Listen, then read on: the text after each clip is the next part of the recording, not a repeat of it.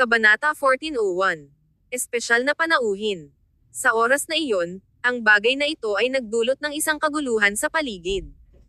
Gayunpaman, ginamit ni Claire ang kanyang relasyon sa pamilyang Carter pati na rin ang kanyang sariling mga pamamaraan upang malakas na pigilan ang bagay na ito. Hindi nagtagal, nagpunta si Riley sa ibang bansa, at ang pamilya ng batang babae ay binigyan ng malaking kabayaran. Natapos ang bagay. Ang bilog ay palaging hindi nagustuhan si Riley. Ang disdain sa mga mata ni Nicole ay hindi natukoy. Sa palagay ba niya ay lumipas ang bagay na ito? Mayroon pa siyang nerve upang bumalik. Ang sulok ng labi ni Julie ay curled sa pangungutya. Hindi siya bumalik gamit ang kanyang buntot sa pagitan ng kanyang mga binti. Narinig kong bumalik siya kasama ang isang kasintahan na may koneksyon sa isang dealer ng armas. Sa pamilyang Carter, ito ay isang mahusay na tulong.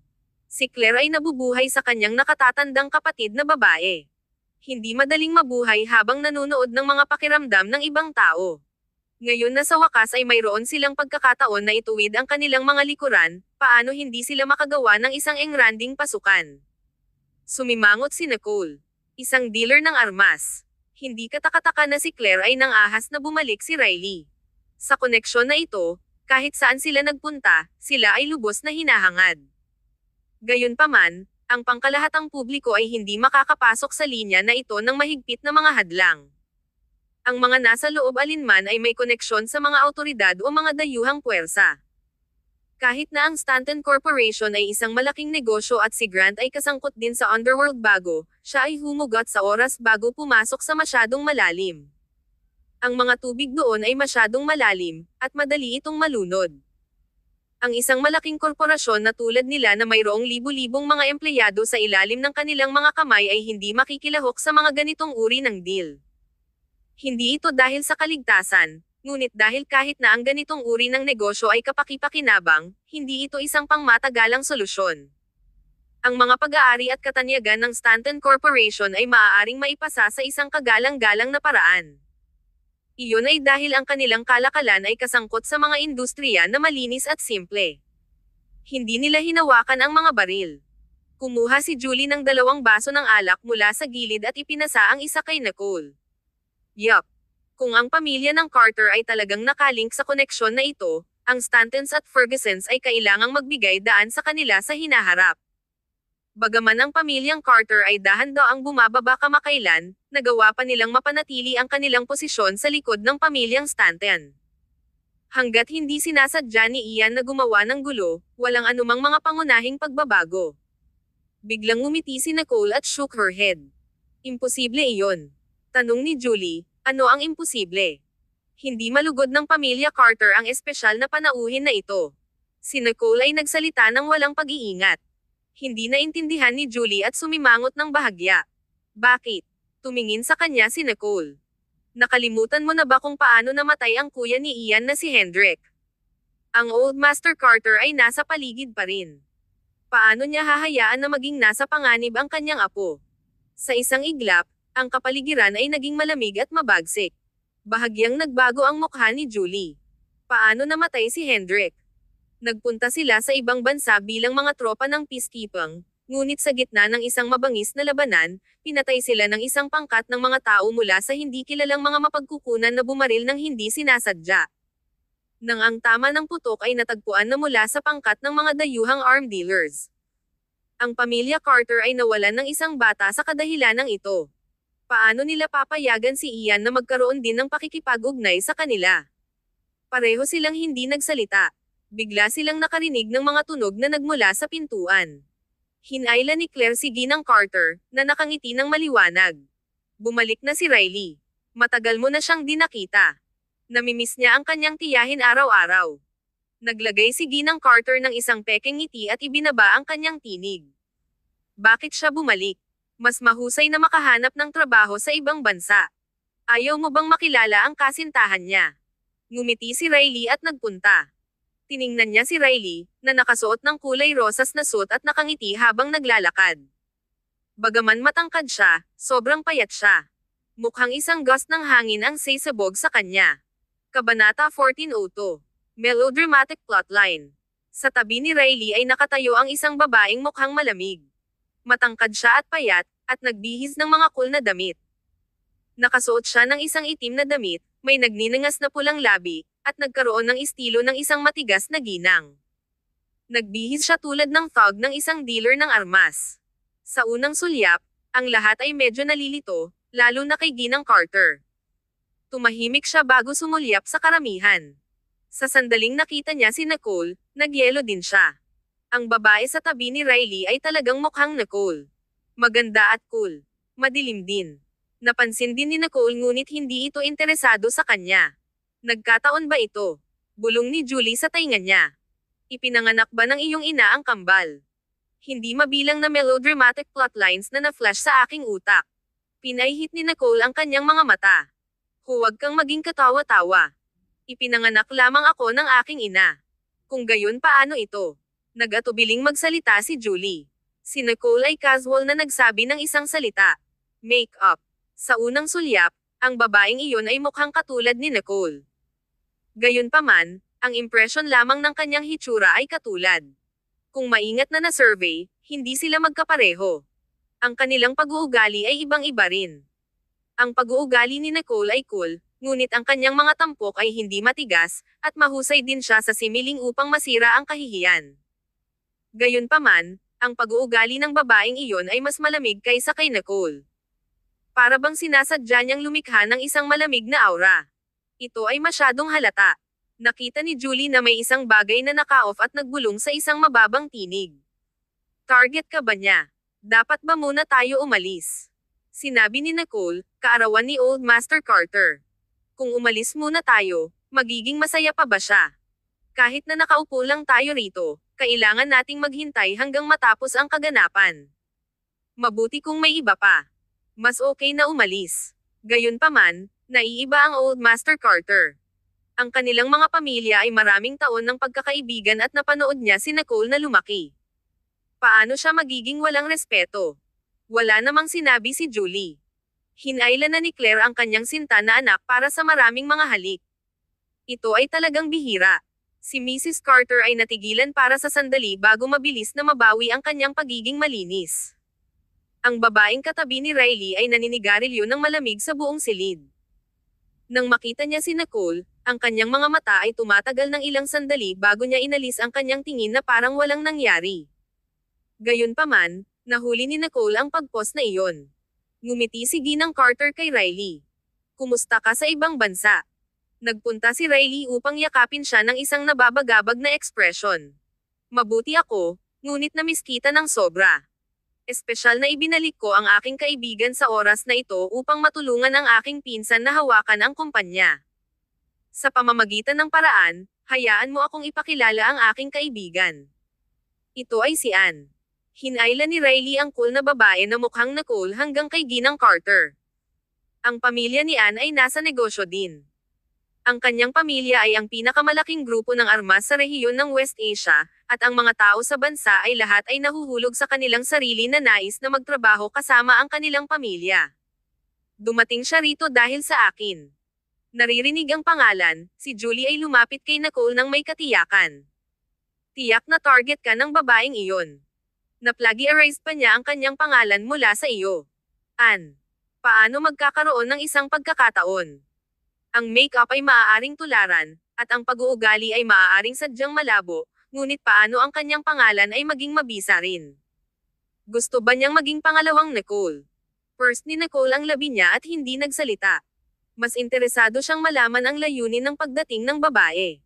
Masigasig na napunta si Claire upang makipagkamay sa babae at niyakap siya, na ipinakilala ang sarili. Gayunpaman, ang interes ng babae ay hindi mataas. Mukha siyang mapagmataas at malayo. Hindi nagagalit si Claire. Sa kabaligtaran, naramdaman niya ang isang saloobin na tulad nito kung paano ang isang tunay na kabataang babae mula sa isang mayamang pamilya. Ngumiti lamang si Ginang Carter. Ganito ba? Sa kasong iyon, maging isang mabuting host sa iyong kaibigan, si Riley. Kabanata 1403. Ano ang malaking pakikitungo? Ang saloobin ni Ginang Carter kay Anne ay hindi masyadong mainit. Tumanggo lang siya ng magalang bago magton at umalis. Mabilis siyang hinailan ni Riley. Tita, Pupunta ako kay Lolo at bigyang respeto sa kanya at sabihin sa kanya ang piraso ng mabuting balita din. Si Ginang Carter ay inilagay sa lugar at nag-atubili. Sa gilid, hinayla ni Claire ang braso ng kanyang kapatid. Ito ay isang mahusay na pagkakataon. Hayaan si Riley na matugunan ang matandang master at banggitin ang pagsali sa kumpanya. Sa hinaharap, maaari siyang manatili sa kumpanya at tulungan si Ian.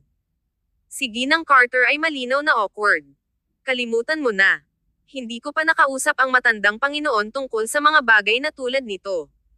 Pag-usapan natin ito mamaya. Ano ang ibig sabihin nito? Sinasabi mo ba na hindi mo nais na sumali si Riley sa kumpanya? Marami siyang natutunan habang siya ay nasa ibang bansa at makakatulong kay Ian. Kung ang pamilya ay hindi makakatulong sa bawat isa, ang iba ay iisipin sa amin bilang isang biro. Hinaplos ni Ginang Carter ang kanyang mga templo, hindi alam kung paano tanggihan ang kanyang kapatid. Mabuti kung nakatutulong lamang ito ng normal. Pumayag siya dahil naawa siya kay Claire. Gayunpaman, itinulak ni Claire ang kanyang swerte ngayon, na ginagawang mas walang magawa si Ginang Carter. Bago siya makapagsalita, isang casual na tinig ang nagsalita mula sa gilid at tumawa. Tiya Claire, nanatili rin ako sa ibang bansa. Ano ang malaking pakikitungo tungkol doon? Maaari niyang mapanatili ang mga bagay na natutunan niya sa kanyang sarili. Hindi ko na kailangan ng tulong sa kumpanya. Salamat sa pag-aalala. Si Ian ay nag-walk sa isang may ngiti at hinawakan si Ginang Carter. Si Lolo ay naghahanap ng lahat para sa iyo. Bakit hindi ka pumunta upang tignan? Huminga si Ginang Carter ng isang buntong hininga. Sa wakas ay nakakita siya ng isang pagkakataon. Sige. Ang matandang Panginoon ay matanda na ngayon at ang kanyang pag-uugali ay nagiging mas kakaiba. Iiwan ko muna kayo. Ngumiti si Ginang Carter at naglakad palayo. Si Claire ay hindi nasisiyahan sa isang iglap, na naramdaman na ang kanyang kapatid na babae ay masyadong walang respeto sa kanila sa harap ng lahat. Gayunpaman, dahil may iba pa sa paligid, hindi niya maihayag ito sa kanyang pagpapahayag. Hinawakan ni Claire ang kamay ni Anne, na puno ng papuri para sa kanya. Sinulyapan ni Ian si Anne, na snort na hindi kanais-nais, at lumingon. Hindi nasisiyahan si Riley sa walang kabuluhan na pag-uugali ni Ian at nagpunta upang pigilan siya. Ano ang saloobin na iyon? Hindi ka nasaktan ni Anne. Paano ka magiging bastos? Tahimik na tumingin si Anne kay Ian at hindi nagsalita. Gayunpaman, mayroong isang hindi malinaw na pahiwatig ng puot sa kanyang matigas na mukha. Si Ian ay ngumiti ng casual. Iyon lang kung paano ako. Kung gusto mo ito, pagkatapos ay manatili. Kung hindi mo nais na makita ito, umalis. Itinaas ni Riley ang kanyang mga kamao sa galit. Ikaw. Nakita ni Claire na ang sitwasyon ay hindi maganda at nagmadali na lumapit upang pigilan ang kanyang anak. Enough, huwag makipag-away sa iyong pinsan. Ang kanyang temper ay ganyan, kaya kailangan mong umatras. Pagkatapos, tumingin si Claire kay Ian. Ang iyong pinsan ay bumalik lamang mula sa ibang bansa.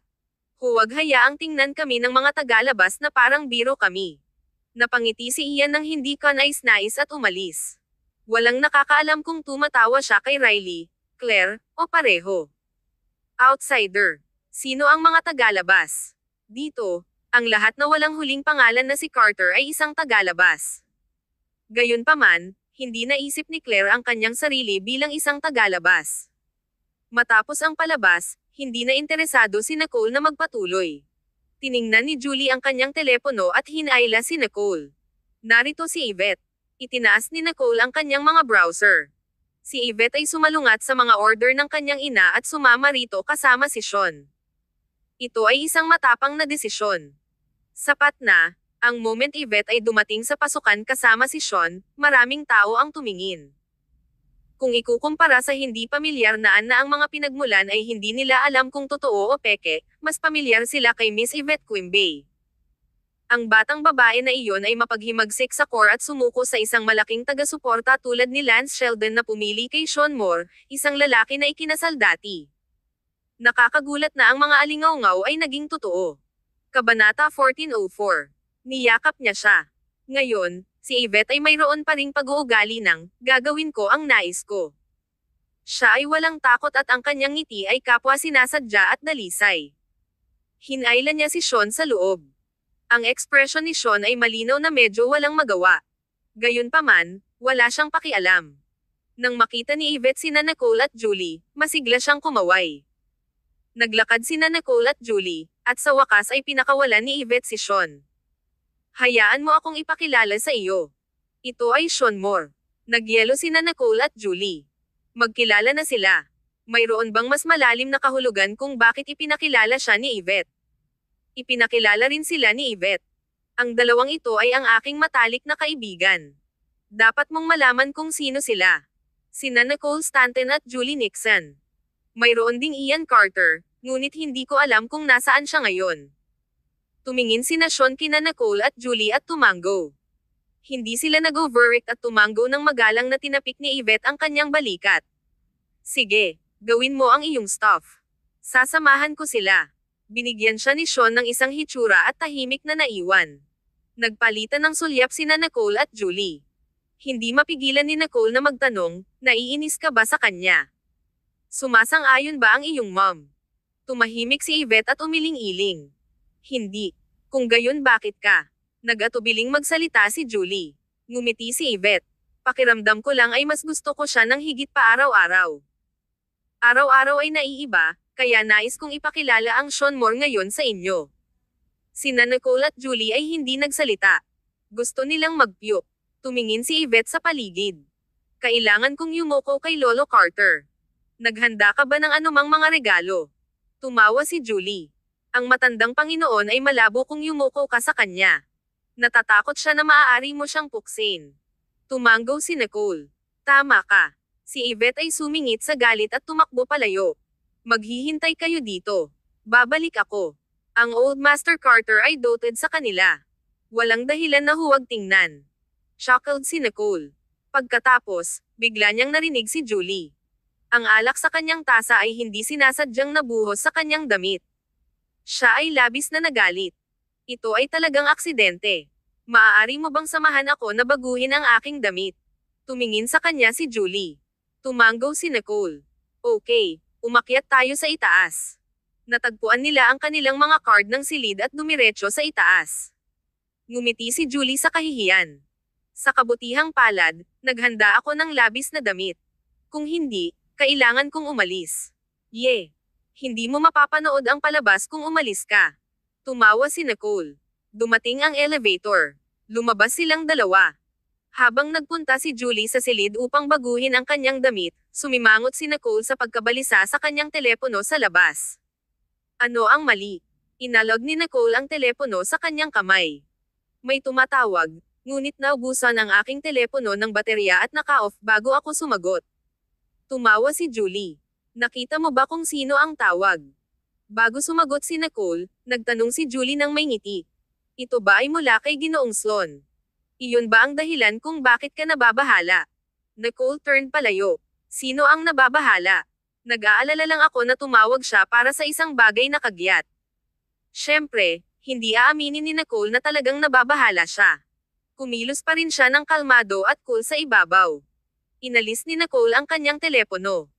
Kalimutan ito, hihiram lang siya ng telepono ng ibang tao upang tumawag pabalik mamaya. Tulad ng naisip niya about iyon, inalis ni Julie ang kanyang marumi na damit. Tayo na. Tumango si Nicole, at bumaba ang dalawa. Binuksan ang elevator. Narinig niya si Claire na sumigaw sa tuktok ng kanyang baga, ngunit bago siya makinig ng mabuti, biglang tumakbo si Ian mula sa isang lugar at hinayla ang pulso ni Nicole upang maglakad papunta sa karamihan. Alam mo ba? Si Clayton ay talagang nagkamali sa ibang tao tulad mo at niyakap ang taong iyon. Kabanata 1405. Hindi siya humawak ng kamay sa kanya. Habang natapos si Ian, automatikong nahati ang karamihan para sa kanila. Nakita ni Nicole si Clayton na nakatayo doon. Si Clayton ay nagsuot ng isang marangyang itim na suit. Siya ay gwapo at banayad ngunit nagdala ng isang pahiwatig ng isang matalim na ginaw. Hindi alam ni Nicole kung bakit nagalit si Clayton, ngunit tiyak na galit siya. Hindi alam ni Claire kung sino si Clayton. Siya ay isang maliit na bilog na hindi kailanman makakakilala sa mga taong tulad ni Clayton. Naisip niya na ang pinakamalaking tao na hindi maaaring masaktan ay si Eric Ferguson lamang. Ang hindi pamilyar na Clayton ay hindi sinasadyang nagkamali sa isang tao. Upang malugod ang arm dealer na si Anne, tumanggi si Claire na palayain ang bagay na ito. Nakita mo ang maling tao. Ang iyong dahilan ay talagang mababa. Sa palagay ko sinusubukan mo lang na makaramdam. Hindi ba dapat mo man lang tandaan ang lokasyon at anong uri ng mga tao ang narito? Talagang nangahas kang samantalahin si Miss Anne. Tumawag ako ng pulis upang arestuhin ka. Ang mga nakapalibot na tao, lahat ay nagtipon upang panoorin ang palabas. Tumanggi si Claire na hayaang bumaba ang bagay na ito. Kailangang ipaalam niya kay Anne kung paano siya nakatuon upang ipagtanggol siya. Tumayo si Anne sa tabi ng malamig at walang sinabi kahit isang salita. Napanood lang niya ang malamig na mga mata. Kahit gaano kahusay ang pag-uugali ni Clayton, naiinis pa rin siya minsan. Hindi niya inaasahan na ang pamilya Carter ay magkaroon ng mga kamag-anak ng kalibre na ito. Ito ay mas mahusay na hindi darating. Ang isang napakalinaw na pahiwatig ng kalupitan ay nag-flash sa kanyang mga mata. Sinabi ko sa iyo, nagkamali ako sa kanya para sa ibang tao. Hindi man ako humawak sa kanyang daliri. Nakakatawa ka. Sinasabi mo lang na hindi mo siya hinawakan.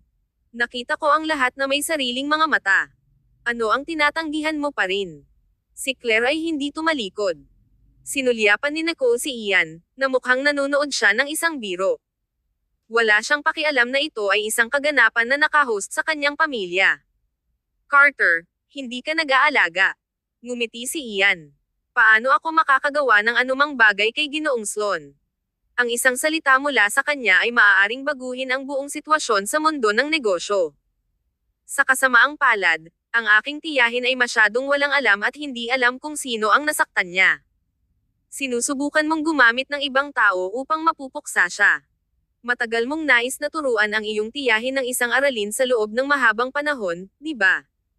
Tumigas ang mukha ni Ian at tumingin siya kay Nicole. Gayunpaman, inalis ni Nicole ang kanyang tingin at lumakad sa karamihan ng tao.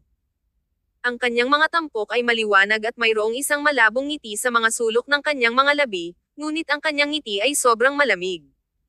Ginoong Sloan, bakit hindi mo binati ang Old Master Carter pagdating mo?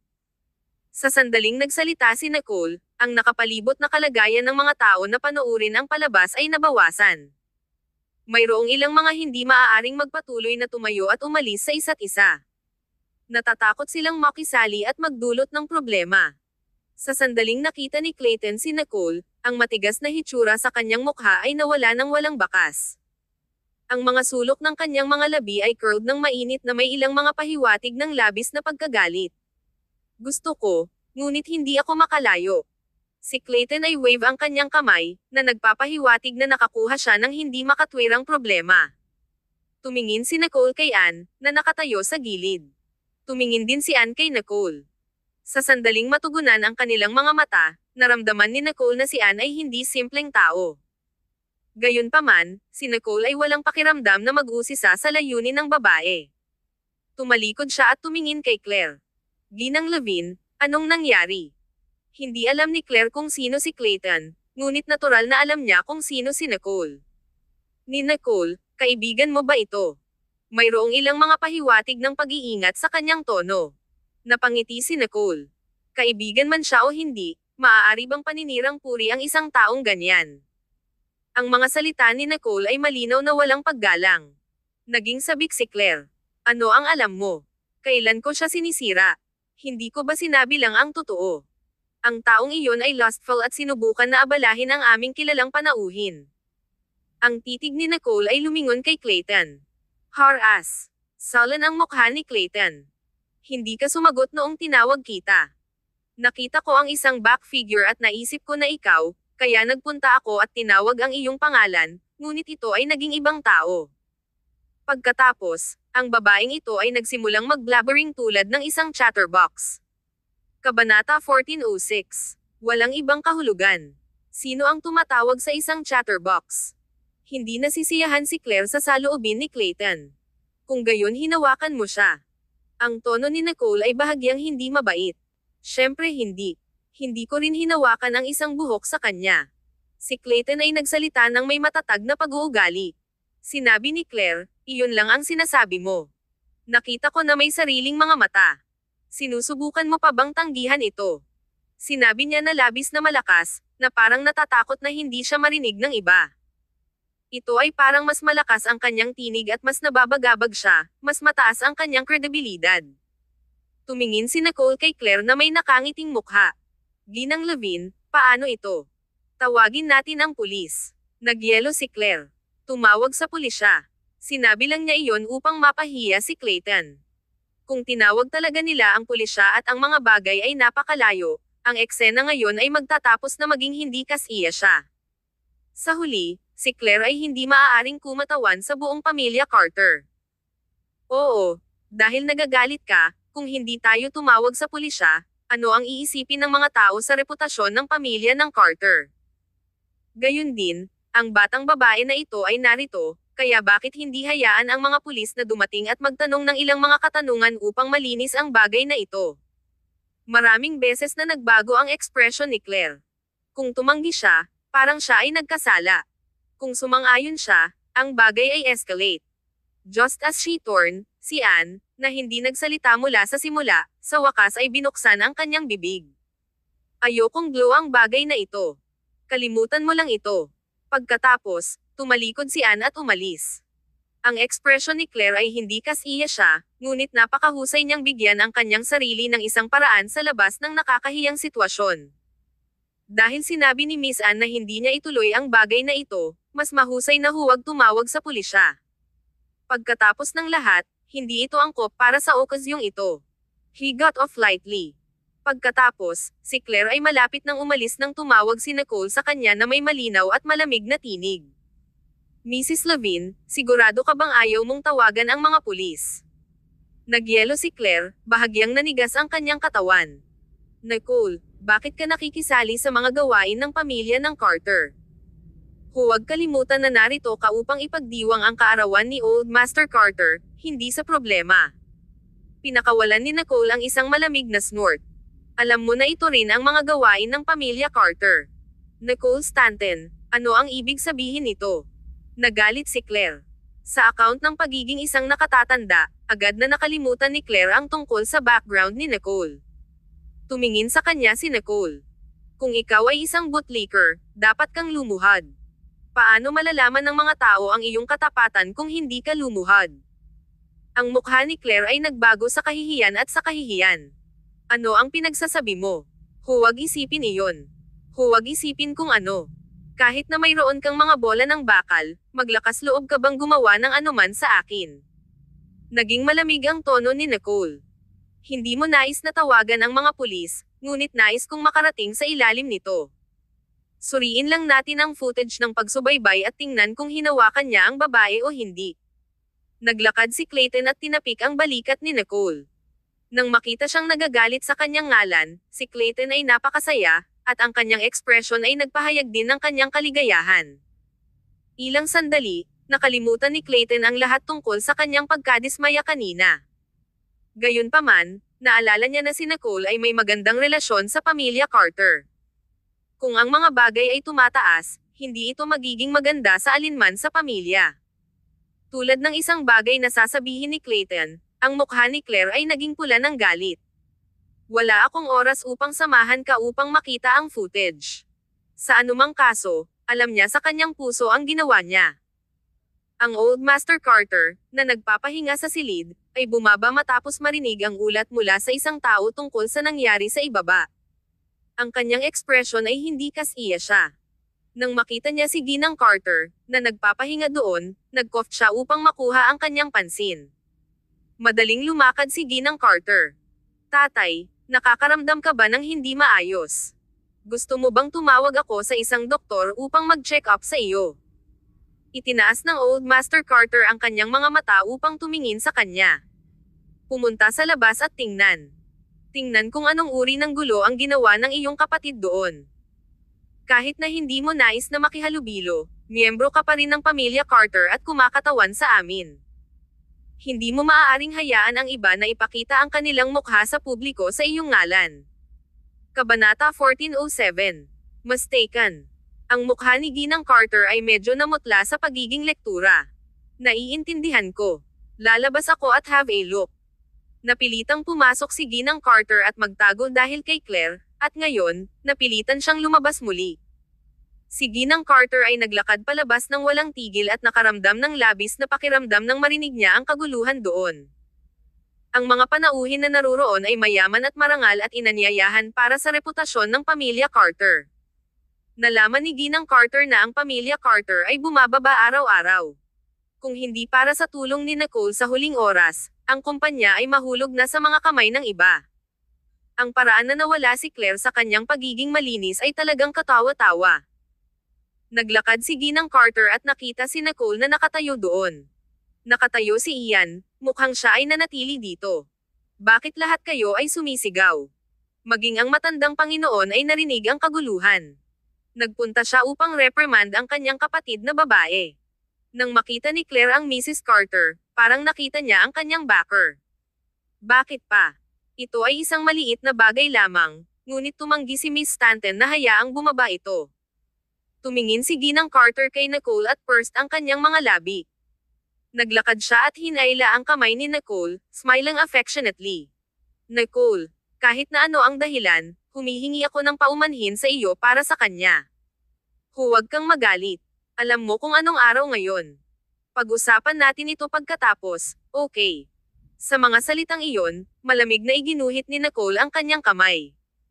Pag-usapan ito kapag bumalik sila. Sino pa ang magpapalabas ng hindi maligayang bagay na ito pagkatapos na makabalik? Nakita ni Ginang Carter ang lamig ni Nicole at natigil ang kanyang puso. Ang tono ni Nicole ay sobrang lamig. Nasa oras ka lang, Ginang Carter. Ginang Levin insisted that my boyfriend harassed her distinguished guest. So many people heard it. If we talk about it after we get back, I'm afraid we won't be able to get to the bottom of it. It's better to clear things up now. Para bang isang malaking bato ang itinapon sa ibabaw ng isang lawa. Ang mukha ni Claire ay nagbago ng malaki. Tumingin siya kay Nicole, pagkatapos ay sa taong nakatayo sa tabi niya. Ano? Ang kasintahan mo. Kailan ka nakakuha ng kasintahan? Kumusta naman si Ian? Ang impormasyong ipinahayag niya sa mga salitang iyon ay talagang labis. Bukod kay Nicole, kahit na ang mukha ni Clayton ay lumubog. Mahinang tumawa si Nicole, ngunit bago siya makapagsalita, tumunog ang tinig ni Ian. Wala itong kinalaman sa akin. Hindi ko kailanman sinabi na magkasama kami ni Nicole. Kami ay pinakamahusay na kaibigan. Tia, huwag subukang i-drag ako. Ang tingin ni Claire ay gumalaw ng bahagya, at ang kanyang mga labi ay nag-quivered. Parang ang lalaking ito talaga ang kasintahan ni Nicole. Hindi siya nakaramdam ng tiwala tulad ng dati. Ang ekspresyon ni Ginang Carter ay turned pangit. Ano ang eksaktong nangyari? First ni Claire ang kanyang mga labi at ang mga sulok ng kanyang bibig ay hinayla. Ito ay isang hindi pagkakaunawaan. Siguro lahat ito ay hindi pagkakaunawaan. Kalimutan ito. Karaniwan kaming pamilya, kaya't huwag nating talakayin ang bagay na ito. Tumawa si Nicole, malamig at abrupt. Sino ang pamilya mo? Nicole. Si Ginang Carter ay inilagay sa isang mahirap na sitwasyon. Hindi kumagat si Nicole. Tumanggi siyang hayaang eyebrush ni Claire ang bagay na ganyan lang.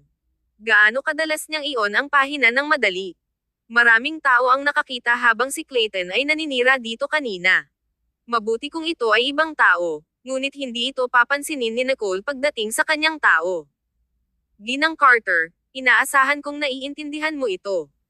Ang aking family ay may pakikipagkaibigan sa pamilya Carter, ngunit hindi nangangahulugang mayroon kaming pakikipagkaibigan kay Ginang Levin. Ang bagay na ito ay sanhi ni Ginang Levin. She said what she wanted to say and even scolded him, and now she just wants to brush the matter off. How can things be so convenient? Hindi naging masaya si Ginang Carter. Tiningnan niya ang kanyang anak na si Ian, umaasa na siya ay darating at may sasabihin. Sa kanyang pakikipagkaibigan kay Nicole, hindi ituloy ni Nicole ang bagay na ito. Gayunpaman, nagkunwari lamang si Ian na hindi makakita ng anuman at hindi man lang tumingin sa kanyang ina. Kabanata 1408. Humingi ng tawad ng maayos. Ito ay si Julie na nagsalita ng may ngiti. Tama iyon. Ito ay si Ginang Levin na patuloy na iginiit at inaakusahan si Ginoong Sloan na panggugulo sa ibang tao. Alam ng lahat na si Ginoong Sloan ay labis na nagmamahal kay Nicole. Kailan mayroong iba maliban kay Nicole sa kanyang mga mata? Kung ang mga salita ni Ginang Levin cause other people to think that Nicole is together with a hoodlum, ang word got out, the Stanton family would not be able to show their face anymore. Tiningnan ni Ginang Carter si Claire na may sobrang hindi kasiya siyang ekspresyon. Paano mo magagawa iyon? Nais ni Nicole na tanggihan ito, ngunit dahil sa pagkakakilanlan ng lalaki at Nicole, kung tinanggihan niya ito, baka hindi siya makawala sa sitwasyon. First niya ang labi niya. Ito ay isang hindi pagkakaunawaan. Siguro nakita ko itong mali. Mali man o hindi mo ito nakita, malalaman natin sa sandaling mapanood natin ang footage. Si Ginang Levin ay napuno ng matuwid na pagkagalit kanina. Parang hindi ka maaaring nagkakamali. Malamig na nagsalita si Nicole, lumubog ang mukha niya habang nakatingin siya kay Claire. Iniwasan ni Claire ang kanyang mga mata, at sa wakas na intindihan ni Ginang Carter. Hindi ito isang hindi pagkakaunawaan. Malinaw na sinusubukan ni Claire na gumamit ng isang bagay upang makagawa ng isang pagkabahala. Sumigaw si Julie mula sa gilid. Tama iyon, malalaman natin ang katotohanan pagkatapos mapanood ang footage, walang punto sa pagbickering dito. Magiging basura lamang ito at gawin ang mga tao na parang nanonood sila ng isang biro. Ang mga mata ni Claire ay nagsimulang tunay na gulat, at tumingin siya kay Ginang Carter. Tumingin si Ginang Carter kay Claire, labis na galit. Wala siyang pagpipilian kundi upang lumapit kay Nicole ng may ngiti. Mali siya, Nicole. Hindi na kailangang panoorin ang footage. Hindi magandang gumawa ng gulo sa isang araw na tulad ngayon. Pagkatapos, tiningnan niya si Claire. Humingi ng tawad kay Nicole at sa ginoong ito. Natigilan si Claire at malinaw na hindi naintindihan. Humingi ng tawad. Ako ang kanilang nakatatanda. Paano ako hihingi ng tawad sa kanila? Nais ni Ginang Carter na Nash ang kanyang mga ngipin. Ang pamilyang Carter ay hindi mukhang masayang sa kanyang dalaga sa bahay, lalo na si Claire, na paminsan-minsan ay dumating sa pintuan upang samantalahin ang kaunting mga benepisyo. Dahil sila ay mga kapatid na babae, tumulong siya sa tuwing makakaya niya, ngunit hindi nasisiyahan si Claire at went further. Ang Old Master Carter ay nagpapaalala na kay Ginang Carter ng maraming beses na panatilihin ang isang distansya mula kay Claire. Gayunpaman, hindi siya nag-isip sa puso. Ang kaguluhan ngayon ay nakasalalay upang magalit ang Old Master Carter. Maraming taon na siyang ikinasal sa pamilyang Carter, kaya natural na alam niya na sa huli, kailangan niyang umasa sa pamilyang Carter. Ang mga koneksyon at mapagkukunan ng pamilya ng Carter ay ang pinakamahalaga. Kung sinira sila ni Claire, tatapusin talaga ang pamilya Carter. Sa pag-iisip ng ganoong paraan, huminga ng malalim si Ginang Carter at tiningnan niya Claire ng time. Karapat-dapat ka bang maging isang nakatatanda? Maaari bang akusahan lamang ng isang nakatatanda ang iba? Hindi ko alam kung ano ang pinaplano mong gawin, ngunit kung hindi ka humihingi ng tawad ngayon, huwag subukan na magkaroon ng anumang pakikitungo sa pamilya Carter sa hinaharap. Magpapanggap ako na wala akong kapatid na katulad mo. Ang mga malupit na salita ni Ginang Carter ay nagulat sa mga tao sa paligid. Binuksan ni Claire ang kanyang bibig. Ang kanyang ekspresyon ay labis na pangit. May gusto siyang sabihin, ngunit pinigilan niya. Gusto niyang gumawa ng isang eksena, ngunit hindi niya magawa. Iyon ay dahil alam niya na kung gumawa siya ng isang pag-aalsa dito, hindi lamang ang kanyang kapatid na babae, ngunit ang buong pamilya ng Carter ay hindi na siya magugustuhan. Lahat ay nakatitig sa kanya. Sa kauna-unahang pagkakataon, medyo may nadama si Claire. Tumingin siya kay Nicole at pagkatapos ay kay Ginang Carter. First ni Claire ang labi niya. Pagkatapos, sa isang komplikadong titig, lumapit siya at tumingin kay Nicole. Pasensya na. Nag-sneered si Nicole. Kanino ka nagsisisi? Binigyan siya ni Claire ng malalim na hitsura at sinulyapan ang nakatayo sa likuran niya. Ang tingin ng lalaki ay banayad nang tiningnan niya si Nicole, ngunit nang sumulyap siya sa kanya, nagtago ang kanyang mga mata ng isang hindi maipaliwanag na panginginig. Hindi maiwasang umiwas si Claire. Natatakot siya. Paumanhin, Ginoong Sloan. Kasalanan ko. Sinadya kong inakusahan ka at gumawa ng isang pag-aalsa, ngunit wala kang ginawa. Sinadya kong gumawa ng isang pagkakamali. Paumanhin. Kabanata 1409. Medyo nasiyahan. Nang matapos si Claire na magsalita, ang kanyang mukha ay pula na sa punto kung saan mukhang sesabog ito. Si Claire ay ganap na napahiya sa harap ng karamihan. Hindi ipinakita sa kanya ni Ginang Carter ang anumang awa at ngumiti kay Nicole. Nicole, alang-alang sa akin, sabihin sa iyong kasintahan na huwag magalit. Isipin mo lang ito bilang isang biro. Inaanyayahan ka namin sa piging ng kaarawan na ito. Huwag masira ang iyong mabuting kalagayan. Sinulyapan ni Nicole si Ginang Carter. Walang pahiwatig ng pag-aatubili sa kanyang mukha, at wala siyang pakialam sa reputasyon ni Claire. Kung masasabi ni Ginang Carter ang mga makinis na salita, nangangahulugan ito na alam niya kung alin ang mas mahalaga. Dahil humingi ng tawad si Claire, ayaw ni Nicole na magpatuloy sa paggawa ng isang kaguluhan. Tumingin siya kay Clayton. Nasiyahan ka ba sa kinalabasan na ito? Itinaas ni Clayton ang kanyang mga browser. Medyo. Wala siyang pakialam sa kanyang paghingi ng tawad. Ang nagpasaya sa kanya ay palaging tumayo si Nicole para sa kanya. Wala siyang pakialam kahit kamag-anak ng kanyang kaibigan. Nangangahulugan ito na sa kanyang puso, si Clayton ay higit na nagkakahalaga. Ngumiti si Nicole. Mabuti iyon. Sa kasong iyon, hayaang magpahinga lang ang bagay na ito. Ginang Levine, siguraduhing panoorin ang iyong sarili sa hinaharap. Ang kanyang mga huling salita ay napaka-hindi tapat. Galit si Claire. Gayunpaman, hindi maipahayag ni Claire ang kanyang mga feelings. Hindi niya kayang masaktan si Nicole. Ang huling oras na tinulungan ni Nicole ang pamilyang Carter, malinaw na sinabi ng Old Master Carter na kailangan nilang magbigay daan sa pamilyang Stanton sa hinaharap. Kailangang alalahanin nila ang biyaya ng pamilyang Stanton para sa buhay. Tumigil si Nicole sa pagbibigay pansin sa kanila at hinawakan ang braso ni Clayton na may ngiti. Tayo na. Dadalhin kita kay Lolo Carter. Lumapit si Clayton at tumango. Ang mga likuran ng dalawang umaalis na tao ay labis na maayos na naitugma. Galit na sumulyap si Claire at malinaw na nakita ni Julie. Ngumiti siya ng makahulugan. Huminga si Ginang Carter ng isang buntong hininga at sumulyap kay Ian. Masaya ka ba sa panonood ng palabas? Ngumiti si Ian. Mapapanood ko lang ang palabas. Kung makisali ako, gawin itong tila tulad ng pamilya ng Carter ay binabaliw ang iba. Naglakad siya ng may ngiti at pinisil ang mga balikat ni Ginang Carter, humingi lamang si Tia Claire, at siya lamang ang nakakahiya. Sa kabutihang palad, ang reputasyon ng pamilya ng Carter ay buo pa rin. Tumingin si Ginang Carter kay Ian na may isang hindi kas-iya siyang ekspresyon. Ian, ikaw. Sinulyapan siya ni Ian at nagsalita ng hindi malinaw ng ngiti. Tia Claire, nararapat ito. Alam mo ba kung sino ang taong iyon? Dahan daw ang lumaki ang mukha ni Claire. Sino? Bakit hindi mo sinabi kanina? Tiningnan din siya ni Ginang Carter sa pagkabigla. Oo, bakit hindi mo sinabi ng mas maaga? Inalis ni Ian ang kanyang kamay at tumayo doon. Ang kanyang mga labi ay curled sa isang malamig at sadyang ngiti. Kung sinabi ko ito ng mas maaga, hindi mo siya may frame ngunit nag-frame ng ibang tao sa halip, di ba?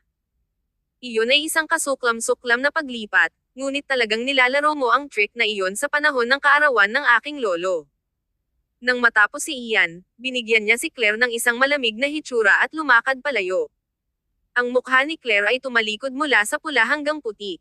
Ito ay medyo kahanga-hanga. Ano? Ano ang ibig sabihin nito? Paano niya ito sasabihin sa akin? Nilunok ni Ginang Carter ang mga salitang nais niyang purihin si Ian at tiningnan si Claire. Parang sinabi ni Ian na may katuturan. Laging pinahintulutan ni Ginang Carter ang kanyang kapatid na bratty at nozanay na ito.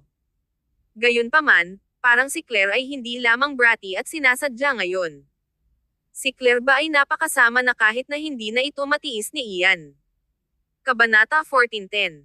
Masaya ka ba? Kalmadong nagsalita si Ginang Carter. Sapat na. Hindi mahalaga kung ano ang sinasabi ko. Siya ang paborito ng matandang Panginoon, kaya ang kanyang salita ay ang salita ng matandang Panginoon. Sister, ano ang ibig mong sabihin doon? Sinusubukan mo bang gumuhit ng isang linya sa pagitan namin? Ako ang iyong kapatid. Si Claire ay nababalisa at natakot. Hindi ka lamang pinapayagan na dumalo sa mga pampublikong kaganapan ng pamilya ng Carter sa hinaharap. Masyado kang nag-iisip. Natapos ang pagsasalita ni Ginang Carter at tumalikod. Hinabol siya ni Claire. Kumusta naman ang aking Riley na tumutulong sa Carter Corporation? Espesyal na bumalik siya upang matulungan si Ian. Isang bakas ng kawalan ng tiyaga ang tumawid sa mga mata ni Ginang Carter. Pag-usapan natin iyon mamaya. Tulad ng nakikita mo, ang matandang master ay naniniwala lamang kay Ian ngayon. Hindi niya ako pinapakinggan. Kung gayon ano ang tungkol kay Riley? Sinabi ni Ginang Carter, hayaan mo na lang siyang bumalik sa Liberty. Hindi ba siya maayos doon? Bakit mo sinabi sa kanya na bumalik? Nawala si Claire para sa mga salita at huminto sa kanyang mga trap. Hinawakan ni Nicole ang braso ni Clayton at nais na makita kung galit pa rin siya o hindi. Nang lumingon siya sa gilid, nakita niya ang isang banayad na ngiti sa sulok ng labi ni Clayton habang tinitingnan siya ng pagmamahal. Natigilan siya sa isang segundo. Masaya ka ba? Mahigpit na hinawakan ni Clayton ang kanyang kamay.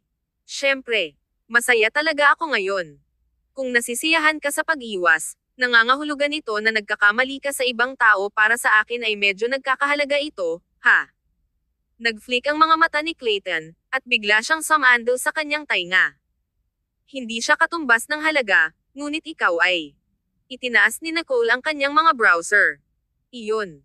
Ito ang aking unang pagkakataon na makita ka na galit na galit. Napakaganda mo. Ito ay sadyang nakamamatay. Ang kanyang tinig ay nakakaakit at medyo kilati. Ang kanyang tono ay mababa at mellow, labis na kaaya-aya na marinig, na para bang mapuko ang kanyang puso. Ang ekspresyon ni Nicole ay hindi nagbago, ngunit ang kanyang mga tainga ay naging isang maliit na pula.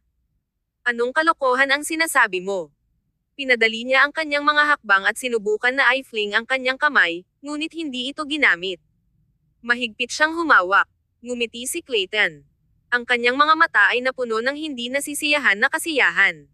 Ang hitsura ng babaeng iyon ay biglang sumabog sa isip ni Nicole. Pinaikit ni Nicole ang kanyang mga mata. Talagang mukhang pareho ba kami? Ngumisi si Clayton sa kanya. Nagseselos ka ba? Pinaihit ni Nicole ang kanyang mga mata. Malayo ang iniisip mo. Tinatanong ko kung ang aming mga likuran ay mukhang katulad. Nang makita ang kanyang malubhang hitsura, inalis ni Clayton ang kanyang ngiti, nakasimangot, at naisip ito. Ito ay mukhang katulad ng isang sandali, ngunit sa sandaling nakita ko ito malapit, hindi ito katulad ng katulad. Tumanggaw si Nicole. Hinaplos ni Clayton ang ulo. Ano ang mali? May mali ba sa kanya? Ngumiti si Nicole. Walang mali. Masyado kang sensitibo. Tayo na. Sa sandaling lumiko sila sa sulok, nakarating sila sa silid kung saan nagpapahinga ang Old Master Carter. Kumatok si Nicole sa pintuan at naglakad papasok. Ang Old Master Carter ay nagbago na ng damit at ngumiti nang makita niya ito. Nicole, alam ko na ikaw ang gumagawa ng isang eksena sa labas. Hinayla ni Nicole si Clayton sa casual. Dapat kang maging masaya, hindi ko sinira ang eksena para sa iyo. Itinuro ng Old Master Carter ang kanyang walang magawa. Ang iyong pag-uugali ay palaging naging masama. Hindi mo ba alam kung paano maging mapagparaya? Paano ka nasaktan ni Claire? Hinayla ni Nicole si Clayton. Nasaktan niya ang aking kasintahan.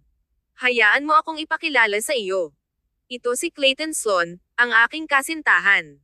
Ipinakilala niya ng lantaran. Pinaikit ng Old Master Carter ang kanyang mga mata at pinandilatan si Clayton. Pinayagan ni Clayton ang kanyang sarili na masuri at magsalita ng magalang at marangal. Ginoong Carter, naway mapalad ka ng kaligayahan at kahabaan ng buhay. Ang mga mata ni Old Master Carter ay sumabog para sa isang iglap. Naaalala ko ngayon. Isang kasiyahan na makilala ka, Ginoong Sloan. Tumayo siya at hinawakan ang kanyang kamay, hindi naghahanap ng perfunctory o casual tulad ng pagpapagamot niya ng isang junior. Napakasolemn na niya. Tumanggaw si Clayton. Ang kasiyahan ay akin. Kabanata 14:11. Hindi ka target. 2 beses sa paligid ni Old Master Carter at ngumiti. Mabuti. Nicole, mayroon kang isang mahusay na mata. Si Ginoong Sloan ay isang taong may talento na may natitirang mga kakayahan. Ang iyong ama ay dapat na masayang masaya, di ba? Ang mga labi ni Nicole ay umiikot habang siya ay nanatiling tahimik, na hinahayaan ang paksang ito na slide sa jest. Kung malalaman ng kanyang ama, baka mamatay siya sa galit. Masayang masaya. Hindi naglakas loob si Nicole na aliwin ang pag-iisip. Ang Old Master Carter ay malinaw na interesado kay Clayton. Hinayla niya si Clayton at nakipag-chat sa kanya ng ilang sandali bago hayaan silang umalis. Ayaw ni Nicole na makihalubilo dahil naramdaman niya na sobrang nakakainis. Matapos ang ilang mga tao ay dumating upang makipagpalitan ng mga kasiyahan sa kanya, gumawa siya ng mga dahilan upang tumakas. Si Clayton ay naiwan doon upang walang magawa ang pagbati sa lahat. Si Yvette ay nag-pop up mula sa isang lugar at nagpunta sa isang ngiti. Iniwan mo si Ginoong Sloan. Narinig ko na ang lahat ay interesado sa kanya, ngunit ang mga nais magtayo ng mga koneksyon sa kanya ay hindi makahanap ng isang paraan. First ni Nicole ang labi. Anuman. Hayaan siyang makitungo dito. Ito ay magiging boring kung dinala ko siya. Nais ni Yvette na sabihin ang isang bagay na nanunuya ngunit bigla niyang naalala ang isang bagay at sumandal sa tabi ni Nicole upang sabihin sa isang maliit na tinig. Alam mo ba ang nakita ko kanina? Umiling-iling si Nicole. Mahiwagang hinayla siya ni Yvette sa itaas. Halika. Ipapakita ko sa iyo ang isang eksena na hindi mo rin maisip. Sumimangot si Nicole. Anong eksena ang hindi niya maisip? Nakita na ni Nicole ang sapat na kamangha-manghang mga eksena ngayon. Sinundan niya si Yvette sa taas, kung saan siya ay hinayla sa rehas sa ikalawang palapag. Maraming upuan sa paligid nila ay walang laman dahil ang lahat ay mas handa na makihalubilo sa ibaba. Tingnan mo. Itinuro ni Yvette ang isang medyo tahimik na direksyon sa ibaba, kung saan nakaupo sina Nicole at Eric at nakipag-usap ng harapan. Nakaupo pa rin si Eric, umiinom ng baso pagkatapos ng baso ng alak. Gayunpaman, nagbago ang taong nasa tapat niya. Ito ang babae na dinala ni Riley na mukhang katulad ni Nicole sa figure at pag-uugalian. Natigilan si Nicole at paliitin ang kanyang mga mata. Umupo roon si Ann nang hindi nagsasabi ng anuman at mahinahon lamang na tumingin kay Eric. Tila isang kakaibang kapaligiran sa pagitan nila. Uminom si Eric ng maraming alak habang nakaupo siya roon nang hindi nagsasabi ng isang salita, and a cold chill na nagpigil sa mga tao ay nakabitin sa kanya. Gayunpaman, tinanggap na niya na si Ann. Tinitigan siya ni Ann na may undisguised at masigasig na paghanga sa kanyang tingin. Ito ay tulad ng isang hayop na natagpuan ang biktima nito. Tumulo ang puso ni Nicole nang bigla niyang naiintindihan ang isang bagay. Mula sa simula, si Nicole ay may kakaibang pakiramdam nang makita si Ann, hindi dahil sa naramdaman niya na katulad ni Ann, ngunit dahil ang mga mata ni Ann nang tumingin siya sa kanya ay madilim at malamig. Ang uri ng ginaw ay mas malamig kaysa sa tundra. Pinaikit ni Nicole ang kanyang mga mata, nalilito. Ito ay naging target ni Ann ay hindi sa kanya kundi si Eric. Sumandal si Yvette. Tingnan. Ang babaeng iyon ay dapat na handa. Tinulad pa niya ang iyong maliit na paggalaw. Tinulad niya ang iyong pagupo sa pagupo at maging ang iyong tingin. Walang maniniwala na ito ay nagkataon. Napangiti si Nicole. Hindi ako naniniwala na ito ay nagkataon din. Ngayon, si Nicole ay tila mahina ang napagtanto ng isang bagay. Isang pag-iisip ang lumipas. Sinabi ni Yvette, ano ang pinaplano niya? Peke ba ang kanyang background? Siguro hindi siya isang arm dealer. Siya ba ay isang babae? Malalaman natin kung mag-imbestiga tayo. Mahinang nagsalita si Nicole. Hindi siya interesado. Dahil ang target ni Ann ay hindi sa kanya, hindi maabala si Nicole na makialam. Si Eric ay isang may sapat na gulang. Kung madali siyang niloloko, masasabi lamang niya na kailangan niyang mapalawak ang utak. Itinaas ni Yvette ang kanyang mga browser at tumango. Pagkatapos, kumuha siya ng larawan ng direksyon na iyon at na-upload ito. Sa isang iglap, nakita ni Nicole na biglang pinataas ng babaeng iyon ang kanyang ulo. Ang kanyang tingin ay lumingon sa kanilang direksyon at nakarating sa katawan ni Nicole. Kabanata 14:12. Anong relasyon? Si Nicole ay sigurado na ang pagkakakilanlan ng woman na ito ay malamang na hindi pekeng. Kung si Ann ay walang ganoong sensitibong pagkakakilanlan, hindi siya magiging alerto sa mga detalye. Hindi nahihiya si Nicole at nakilala ang titig ni Ann, pagkatapos ay casual na tumalikod. Hinayla siya ni Yvette upang umupo sa upuan sa gilid at hinintay na tumugon ang tao sa telepono. Si Nicole ay nakaupo din ng mahinahon ang kanyang mga daliri na tinapik sa upuan habang naisip niya ang tungkol sa isang bagay. Walang sino man sa ibaba ang nakapansin sa kanila. Sa pagitan ng mga panauhin at baso na nakikipag-ugnay sa masiglang tunog ng musika ay halos pinigilan. Hindi mapigilan ni Nicole ngunit sumulyap muli. Ang mga mata ng babae ay bumagsak muli sa katawan ni Eric. Uminom pa rin si Eric ng baso pagkatapos ng baso ng alak. Hindi siya nagsalita at hindi binibigyang pansin ang mga taong dumating upang makausap siya. Ang ilang mga kababaihan ay sinubukan na dumating at kumustahin, ngunit hindi nila sinasadya na bumabalik dahil kay Anne, na nakaupo sa tapat niya. Di nagtagal, nagulat si Yvette na halos nahulog siya sa kanyang dumi. OMG!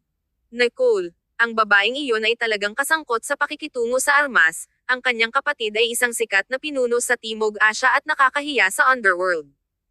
Paano siya nakarating dito? At, kahit na tinulad niya ang iyong hitsura.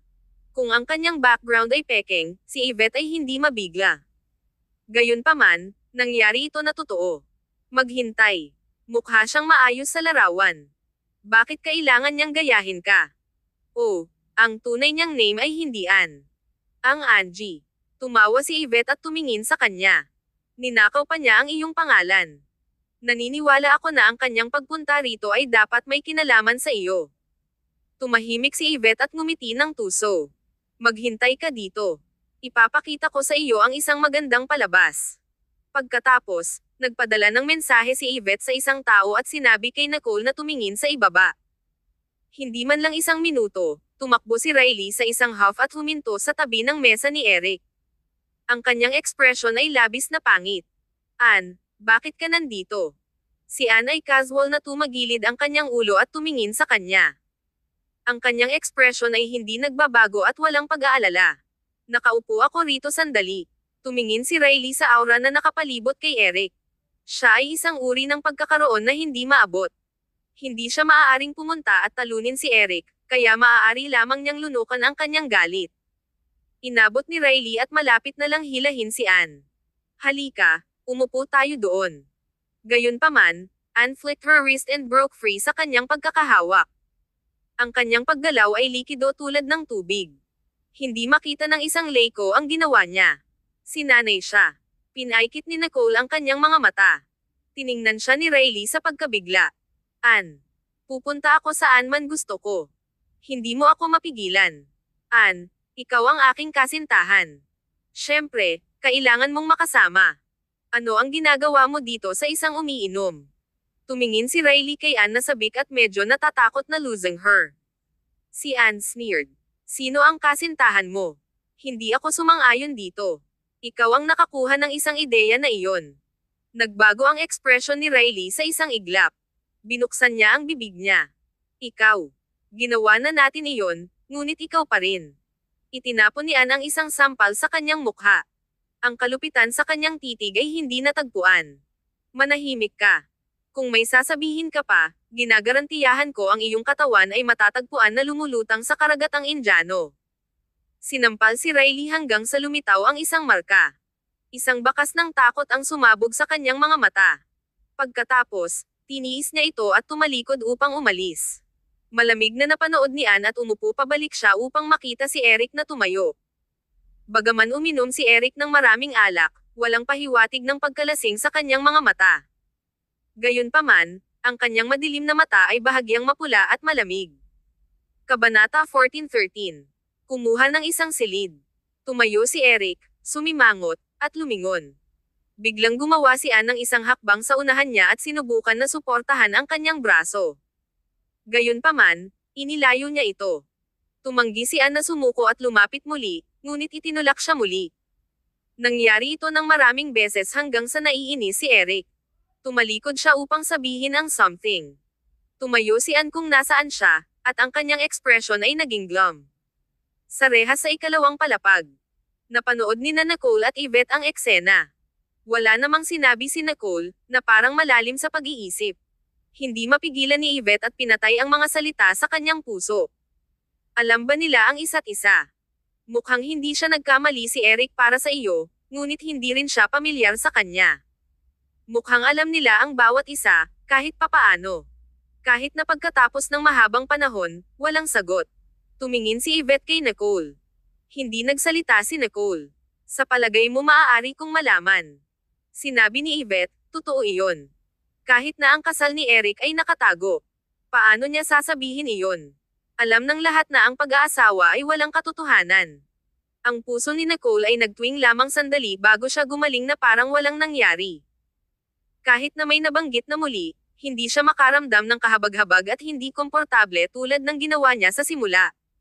Sa pintuan, malapit nang makapasok si Eric sa kanyang sasakyan ngunit pinigilan ni Anne. Kumuha tayo ng isang silid.